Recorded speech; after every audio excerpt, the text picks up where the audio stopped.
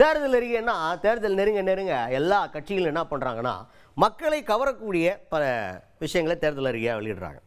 அது தமிழ்நாட்டில் உச்சவரம்பை மீறி போய்கிட்டு இருக்கு.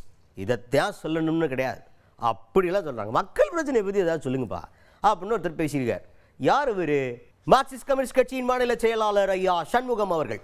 அவர் தான் எந்த தேர்தல் அறிக்கையை பற்றி பேசியிருக்காருன்னு இப்போ யோசிச்சு பார்த்தீங்கன்னா உங்களுக்கெல்லாம் டக்குன்னு தோன்றுறது என்ன அப்படின்னு பார்த்தீங்கன்னா அதிமுக தேர்தல் அறிக்கையை பற்றி பேசியிருப்பாருன்ட்டு. ஆனால் அவர் ஸ்டார்டிங்கில் பேசுனதை பார்க்கும்போது எல்லாரையும் போகிற போக்கில் ஒரு குத்திட்டு போயிருக்காரு அப்படின்னு தான் தோணும்.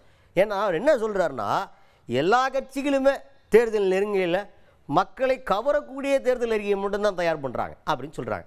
உதாரணத்துக்கு 2000 ரூபா கொடுக்குறேன் அப்படின்னு சொன்னது யார்?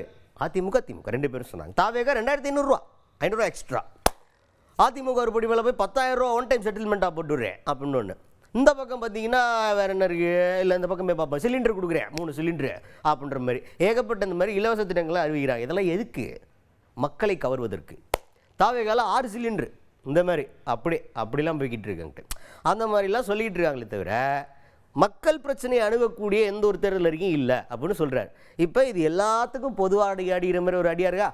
அப்புறம் அந்த இடத்துல ஒரு பாஸ் விட்டு இந்நிலை இருப்பினும் அதிமுக தேர்தல் அறிக்கையில் தொழில் வளர்ச்சியை மேம்படுத்துறதுக்காகவோ இல்லை வேலை வாய்ப்பை அதிகப்படுத்துறதுக்காகவோ இது போன்ற மக்கள் பிரச்சனையை அணுகுவது போன்ற எந்த ஒரு அரசியலில் நம்ம தேர்தல் அறிக்கை அப்படின்றது ஒன்றுமே இல்லை. இப்போ மக்களை பற்றி நீங்கள் மக்கள் நலனுக்காக யோசிக்க மாட்டேங்கிறீங்க, மக்களை கவர்றதுக்கு தான் யோசிக்கிறீங்க அப்படின்ற மாதிரி ஒரு குற்றச்சாட்டை முன் வச்சிருக்கிறாரு ஐயா சண்முகம் அவர்கள். தேர்தல் நேரத்தில் எல்லா கட்சிகளுமே இது போன்ற ஏராளமான வாக்குறுதிகளை வழங்குவது என்பது வழக்கமாக இருக்கிறது நாடு பூரா. அது தமிழ்நாட்டில் அது ரொம்ப வழக்கத்துக்கு விரோதமாக நடைமுறை சாத்தியமா இல்லையா என்பதை பற்றியெல்லாம் கவலைப்படாமல் எப்படியாவது தேர்தலில் வெற்றி பெற வேண்டும் என்கிற நோக்கத்தோடு அபரிமிதமான பல வாக்குறுதிகளை வழங்குவது என்பதை பல்வேறு கட்சிகளும் வழக்கமாக வைத்திருக்கிறார்கள்.